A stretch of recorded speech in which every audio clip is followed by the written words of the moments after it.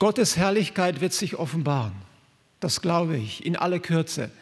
Und ein von diesen Punkten, wie sich Gott offenbaren wird, steht hier in Maleachi, im Kapitel 3. Ich lese.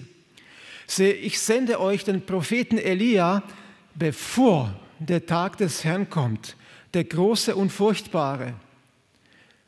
Also kurz bevor Jesus kommt, soll ein Prophet Elia aufstehen. Und er wird das Herz der Väter zu den Söhnen und das Herz der Söhne zu ihren Vätern umkehren lassen. Das ist seine Aufgabe. Die Aufgabe ist, die Herzen der Väter zu den Söhnen und die Söhne zu ihren Vätern umkehren lassen. Also ein Versöhnungswerk. Das ist seine Aufgabe. Damit ich nicht komme und das Land mit dem Bann schlage. Mit anderen Worten, es ist ein extrem wichtiges Werk. Und wenn das Werk nicht geschieht, liegt der Fluch Gottes auf der Erde und über seinem Volk. Und dann steht hier von Ellen White, es wird jemand in dem Geist und in der Kraft Elias kommen. Warum steht hier, ich schicke euch den Propheten Elia? Wir haben so viele Glaubensmänner gehabt, Abraham, Mose, Jakob, Daniel, Jesaja. Nein, hier steht, ich schicke euch den Elia. Und wenn es hier so explizit steht, dann will Gott, dass wir uns mit dem Leben und mit der Aufgabe Elias beschäftigen, nicht mit der Aufgabe von Mose oder von Abraham. Nein, vom Elia. Was war das Besondere bei ihm? Was wir auch nicht machen wollen, zu untersuchen, wer der Elia ist. Ist es die Gemeinde? Ist es Ellen White gewesen? Oder kommt noch jemand? Das möchte ich jetzt hier nicht betrachten, sondern wir sprechen über den Geist des Elia. Wie erkenne ich die Botschaft des Elia? Und dann kann ich selber sehen, aha, diese Gemeinde oder diese Gruppe oder dieser Mensch oder diese Person spricht im Geiste des Elia.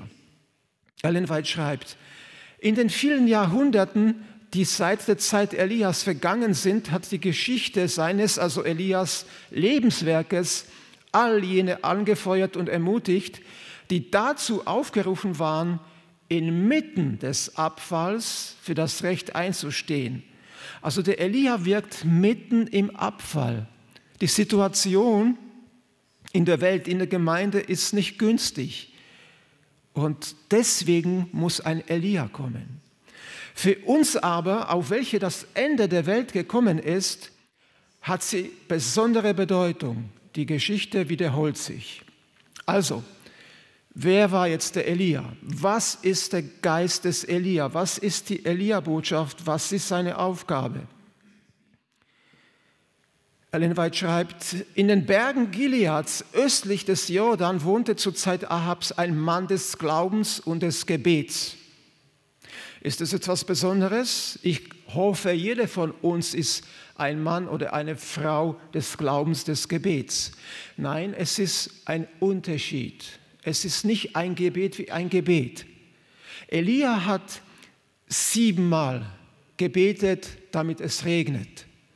Und er hat so lange gebetet, bis er im Glauben den Arm Gottes bewegt hat, bis Gott reagiert hat. Das ist der Geist des Elia.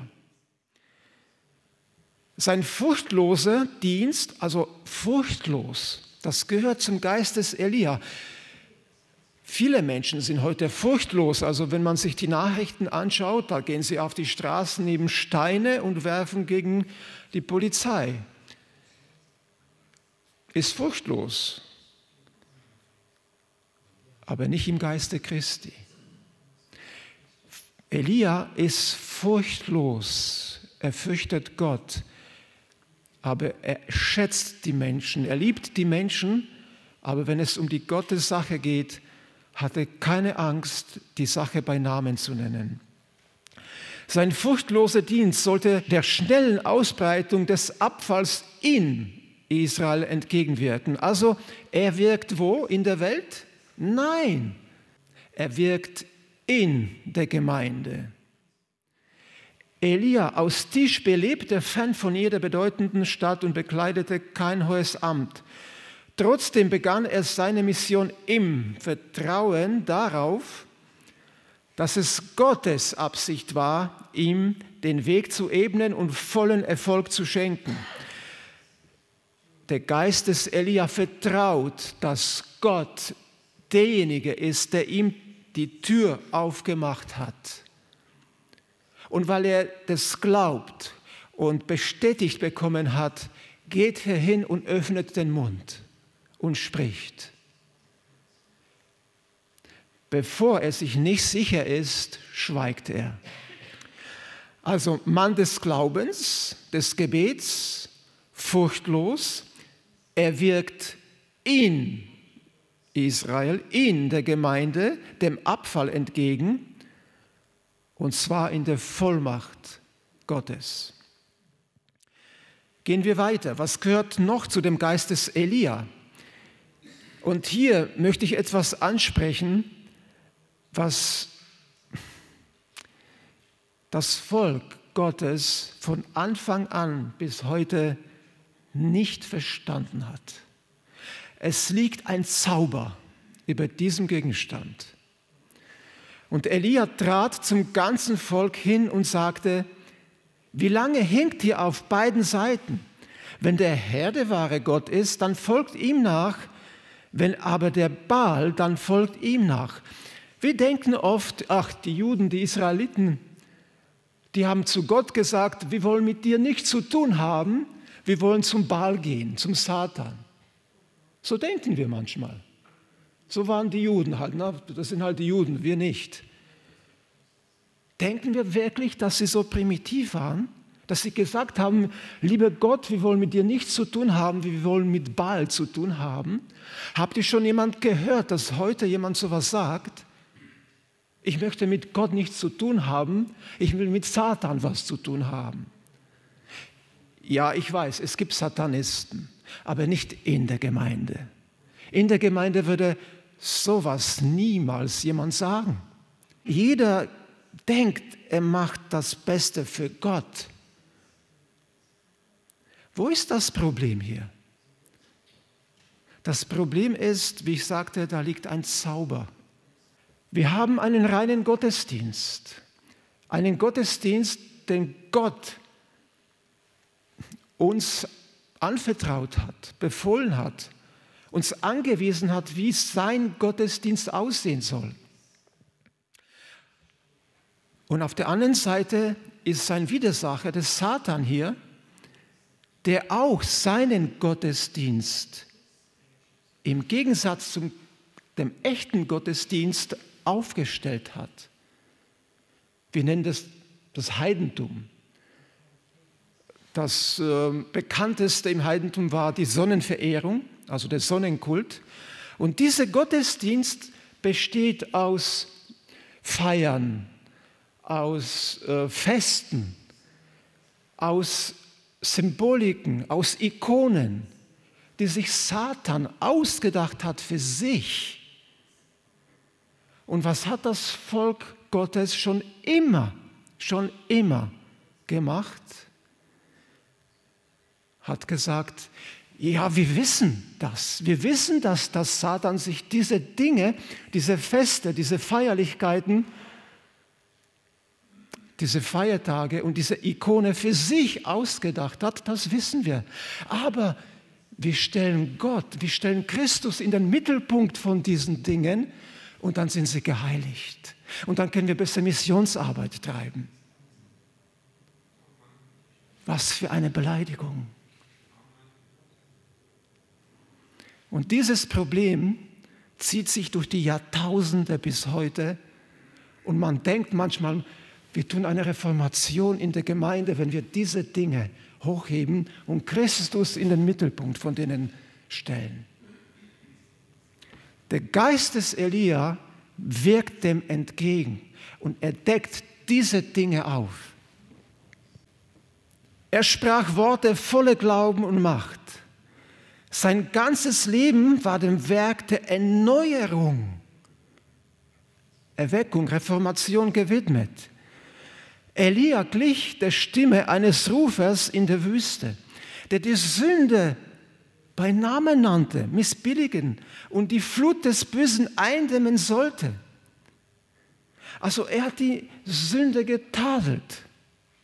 Aber, jetzt pass mal auf, während er einerseits die Sünde des Volkes tadelte, wies er andererseits die sündenkranken Israeliten, die geheilt werden wollten, auf das Heilmittel Gottes hin. Also der Elia und der Geist des Elia kritisiert nicht nur, er schreibt nicht nur Protestbriefe, sondern er hat einen väterlichen Geist. Er ist ein Vater im Volk und er bietet eine Lösung an. Er sieht die Gebrechlichen, die Schwachen und er hilft ihnen. Es ist nicht ein Kritiker. Ich fasse zusammen, der antike Elia oder der Geist des antiken Elia war darin zu sehen, dass er eine geistliche Erneuerung innerhalb des Volkes Gottes bewirkte, indem er Abstand genommen hat vom Heidentum. Wir haben diese Woche schon gehört, dass es noch einen zweiten Elia gab, den Johannes den Täufer. Jesus nannte ihn so. Er aber antwortete und sprach zu ihnen: Elia kommt zwar und wird alle Dinge wiederherstellen in der Zukunft, aber ich sage euch, dass Elia schon gekommen ist. Und sie haben ihn nicht erkannt, sondern an ihm getan, was sie wollten. Welche Situation gab es zu der Zeit des Johannes den Täufer, also des zweiten Elias? Gab es noch Heidentum in dem Volk Gottes zu der Zeit? Nein. Die haben ganz gut aufgepasst, dass das Heidentum nicht praktiziert wird. Warum? Als das Volk Gottes in die babylonische Gefangenschaft gekommen ist, kamen, ich denke, geistliche Männer, sie nannten sich Pharisäer, zusammen und wollten erforschen, warum dem so ist. Warum sind wir in die Gefangenschaft geraten? Und sie haben die Kirchengeschichte studiert und alles recherchiert. Und dann haben sie mit meinen Worten jetzt so eine Tabelle aufgestellt mit vielen Punkten. Und die Punkte haben sie aufgestellt. Also wir sind in die babylonische Gefangenschaft wegen dem und wegen dem und wegen dem und wegen dem gekommen. Und wenn wir darauf achten, auf diese Punkte, sie richtig einzuhalten, dann wird uns diese Misere nie wieder passieren. Eigentlich ein guter Vorsatz, oder? Und das haben sie auch getan. Sie haben ganz genau dann aufgepasst, als sie dann zurück waren, wieder in Jerusalem, haben sie ganz genau aufgepasst, dass das Volk sich an die Tabelle hält und die Punkte einhält. Naja, aber was passiert, wenn einer da ist, der ständig irgendwie aufpasst, dass bestimmte Punkte eingehalten werden? Und er macht es ein Jahrzehnt und 2 Jahrzehnte und viele Jahre. Naja, also liegt in der Natur der Sache, dass sowohl bei ihm das Herz hart wird, als auch bei denen, die sich beobachtet fühlen. Und das war die Situation zu der Zeit des Johannes des Täufers. Heidentum war weg, man wollte eigentlich Gutes tun und man hat es mit einer drakonischen Maßnahme durchgesetzt. Und die Herzen wurden hart. So wie Amos das dann zusammenfasst und sagt, sie achten auf das Gesetz, aber über den Zusammenbruch Josefs sind sie nicht bekümmert. Ohne Barmherzigkeit, ohne Mitleid. Und als sie dann die Sünderin an der frischen Tat ertappt haben, führten sie zu Jesus. Und sie wollten für die Gerechtigkeit eifern, indem sie die Steine aufgehoben haben. Und dann wollten sie für Gott eifern. Und ich sage mal in Anführungsstrichen, zum Glück war Jesus da, hat sie gerettet. Das war das Problem. Kein Heidentum, aber Herzenshärtigkeit. Keine Liebe im Herzen. Und Johannes der Täufer kam in die ganze Umgegend des Jordan und verkündigte eine Taufe der Buße. Was ist Buße? Weg von der Sünde. Nähe zu Jesus. Immer mehr zu Gott. Und so immer weiter weg von der Sünde. Er hatte dem Volk verkündet, dass die Weissagung des Jesaja erfüllt werden müsse, damit dem Herrn der Weg bereitet werde. Warum musste Elia wirken? Damit Jesus kommen kann. Die Sünde muss weg. Heidentum muss weg. Alle Berge und Hügel sollen erniedrigt werden. Und was uneben ist, soll gerade. Und was hügelig ist, soll eben werden. Er hatte Ausschau gehalten nach den Gipfeln menschlichen Hochmuts. Also die Gipfel des Hochmuts mussten erniedrigt werden und der menschlichen Macht. Und die Täler des Unglaubens mussten erhöht werden, damit der Weg eben wird für das Kommen Jesu. Gut, wir haben jetzt die zwei Elias betrachtet. Was ist der Geist des Elia? Ein starker Glaube, der drückt sich in einem machtvollen Gebet aus, der mit dem Arm Gottes bewegt.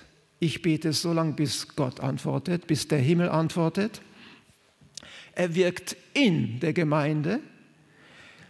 Er bewirkt Erneuerung. Er distanziert sich von allem, was nach Heidentum riecht. Und er ist ein Vater im Volk. Die Liebe Gottes wohnt in seinem Herzen. Und das ist spürbar in der Versammlung.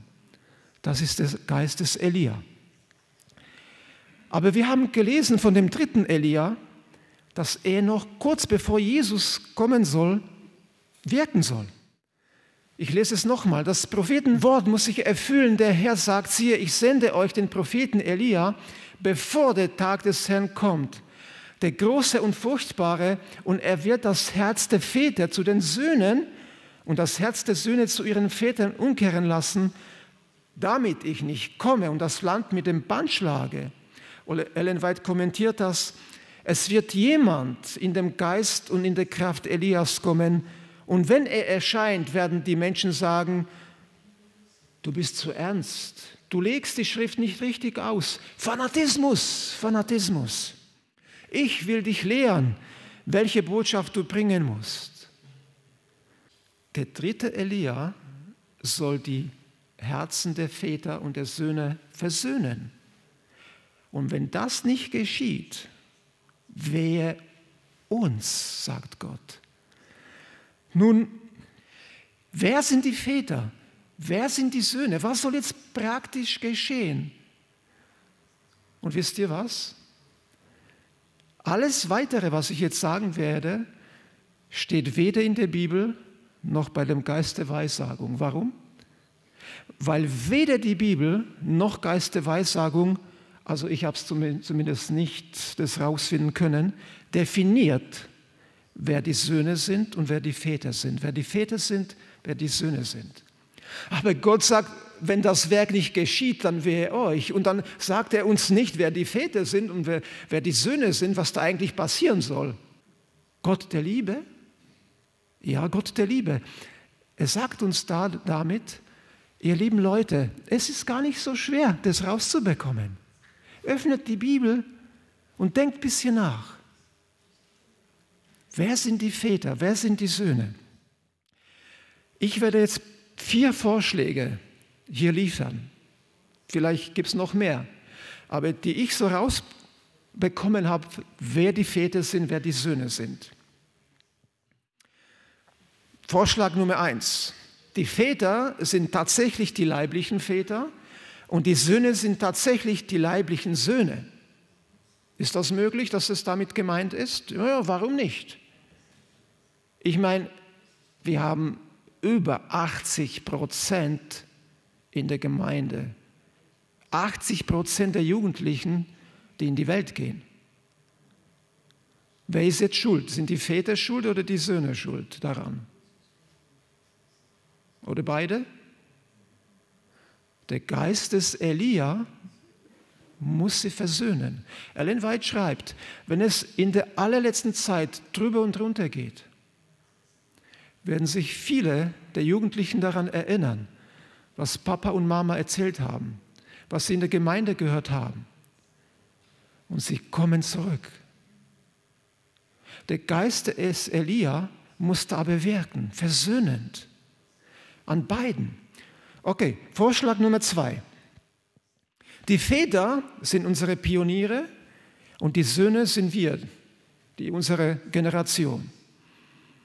Ist das möglich, dass es damit gemeint ist? Warum nicht? Ich bin in den 60ern, vor allem aber in den 70er Jahren in der Gemeinde aufgewachsen.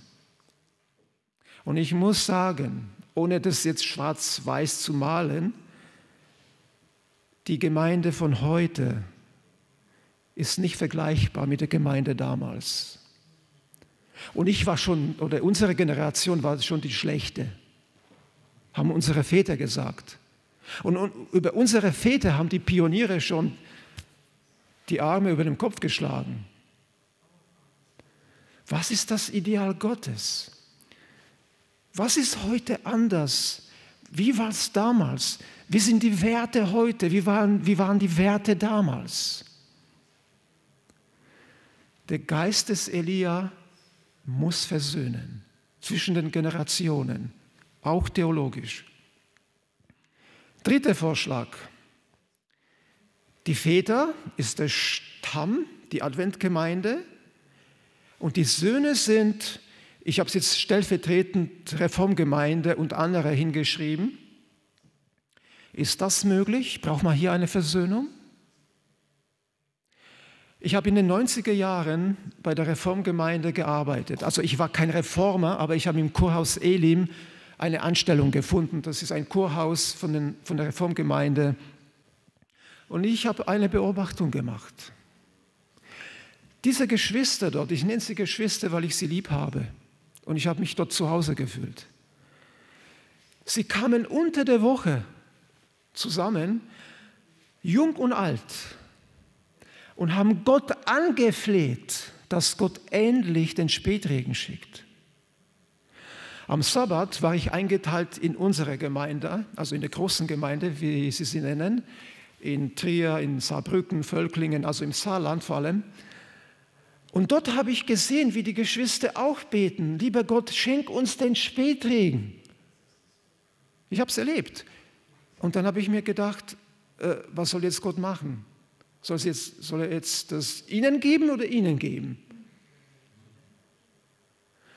Der Geist des Elia muss diese versöhnen. Vorher, liebe Geschwister, vorher kommt kein Spätregen. Und das ist nicht nur die Reformgemeinde. Ihr glaubt nicht, wie viele gläubige, tiefgläubige Adventisten jetzt mit Tränen in den Augen alleine sitzen, weil sie etwas Bestimmtes nicht gutheißen können. Nehmen wir die Argumente von ihnen ernst. Glauben wir nicht, wir sind Kinder Abrahams und wir sind ein Stamm, wir haben alles perfekt bei uns. Die haben ihre Gründe, warum sie nicht in die Gemeinde kommen. Jetzt kommt der Vorschlag Nummer 4, der letzte. Und für diesen Vorschlag möchte ich euch ganz besonders sensibilisieren. Hört bitte gut zu. Die Väter sind die Juden und die Christen sind die Söhne. Erlaubt mir ein paar Bibeltexte dazu und ein paar Gedanken. Nur ein paar. Es ist schon mal interessant, wenn ihr die Bibel so nehmt. Der Maleachi-Text von dem Elia ist der letzte Vers, oder ja, die sind die letzten Verse im Alten Testament. Es ist zwar kein Beweis, aber ist es nicht interessant, das ist so wie eine Brücke zwischen Alten und Neuem Testament. Kein Beweis, aber interessant. Auch kein Beweis, aber interessant. Wenn wir Paulusbriefe lesen, dann schreibt er manchmal zu seinen Kindern, und er meinte die Heidenchristen, und manchmal schreibt er zu seinen Brüdern. Und das sind seine Landsleute, die Hebräer. Ist nicht immer so, aber ist meistens so. Auch kein Beweis, aber ist interessant. Ich möchte euch aber etwas vorlesen aus Römer 11, nur einen Vers. Denn ich will nicht, meine Brüder, dass euch dieses Geheimnis unbekannt bleibt. Was ist ein Geheimnis? Geheimnis ist etwas Verschleiertes, etwas, was nicht jeder versteht. Wenn man darüber spricht, dann schalten die meisten ab. Aber Paulus sagt, ich möchte, dass ihr das Geheimnis versteht, damit ihr euch nicht selbst für klug haltet. Israel ist zum Teil Verstockung widerfahren. Was heißt zum Teil? Nicht vollständig. Ihr Lieben, ich war in Israel vor ein paar Jahren geschäftlich, ich musste dort was filmen mit einer Gruppe hochrangiger Adventisten. Wir waren in Nazareth, im sogenannten Nazareth Village. Das ist also so eine Anlage mit Häusern, wie sie zur Zeit Jesu zu finden waren. Und dann waren auch Statisten dort, die waren dort so angezogen wie die Menschen damals. Und wir sollten dort etwas filmen. Und es war Freitag und ich habe schon geahnt, das geht schief. Und die Sonne ging schon langsam unter, es war Freitagnachmittag und wir waren noch lange nicht fertig. Und die Betreiber waren gläubige Juden von dem Nazareth Village. Und sie wurden nervös, denn sie machen 1 oder 2 Stunden vor Sabbatanfang Schluss. Die Zahnräder kommen zum Stillstand. Sie müssen sich vorbereiten für den Sabbat. Aber jetzt kommen hier ein paar aus dem Westen, die auch den Sabbat halten, und denen ist es egal.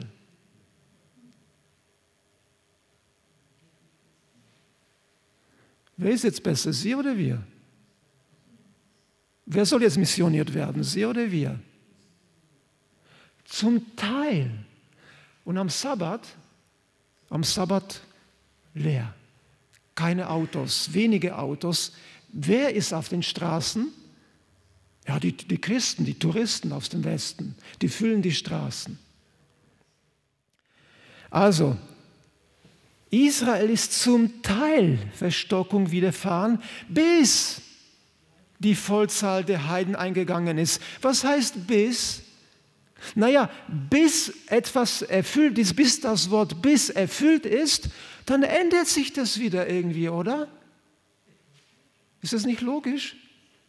Bis die Vollzahl der Heiden eingegangen ist, dann ist die Verstockung wieder weg. Liebe Leute, wie oft haben wir den Vers gelesen und sich widersetzt haben? Lukas schreibt das Gleiche. Und sie werden fallen durch die Schärfe des Schwertes und gefangen weggeführt unter alle Völker.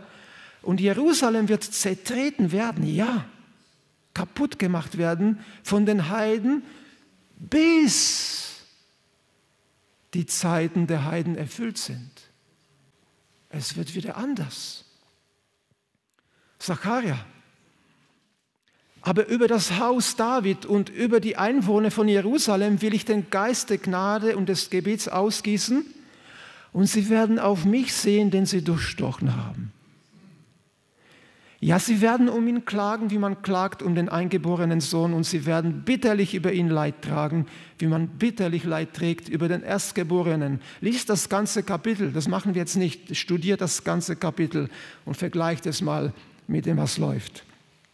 Nur ein paar Verse weiter, Sacharja 13,1. An jenem Tag wird für das Haus David und für die Einwohner von Jerusalem ein Quell eröffnet sein gegen Sünde und Unreinheit.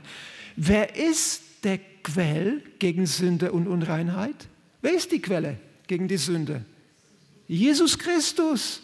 Und dies soll dem Haus David eröffnet werden. Oder Hosea. Denn die Söhne Israel bleiben viele Tage ohne König und ohne Oberste, ohne Schlachtopfer und ohne Gedenkstein und ohne Ephod und Teraphim.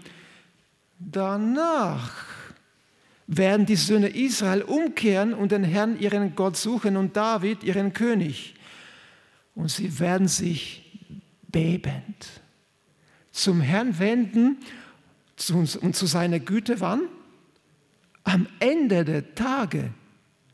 Am Ende der Tage sollen sie sich bebend zum Herrn wenden. Warum bebend? Wann bebt man? Wenn man Angst hat, oder? Wenn man bedrängt wird, dann bebt man. Ihr Lieben, vergleicht mal die Geschehnisse und was geschehen wird in der Zukunft, sodass sie zum Beben kommen, umzingelt werden von allen Seiten. Und nur Gott alleine bleibt übrig. Selbst die USA nicht mehr. Die wird sich auch abwenden. Gott alleine wird der Helfer sein können. Und sie werden sich bebend wenden. Die Herrlichkeit des Herrn wird sich offenbaren und alles Fleisch miteinander wird es sehen, habe ich gesagt ganz am Anfang. Alles Fleisch wird es sehen und wird merken, das geht nicht mit rechten Dingen zu. Da ist eine höhere Macht. Gott wird sich verherrlichen. Und viele werden durch dieses Zeugnis zu ihm kommen. Was ist jetzt unsere Aufgabe? Die Versöhnung. Wie kann ich mich versöhnen im Geiste des Elia, wenn ich sage, das sind Gottes Mörder und ich will mit denen nichts zu tun haben? Und sie lehnen Jesus ab. Ach, sie haben das verwirkt. Wenn ich mich mit jemandem versöhnen möchte, muss ich diesen Menschen kennen. Ich muss wissen, wie er tickt. Ich muss die Umstände kennen. Warum kam es zu einer Trennung? Ja sicher, sie haben Gott gekreuzigt. Ne? Das ist das Argument. Deswegen weg. Geht mal in die Geschichte. Sie haben ihre Argumente, warum sie mit uns nicht können. Sicher, wir haben unsere Argumente, warum wir mit ihnen nicht können. Aber Gott sagt, wenn diese Versöhnung nicht stattfindet,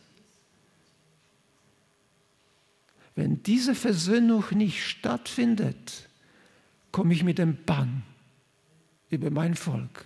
Und das wollen wir nicht. Kein Jude.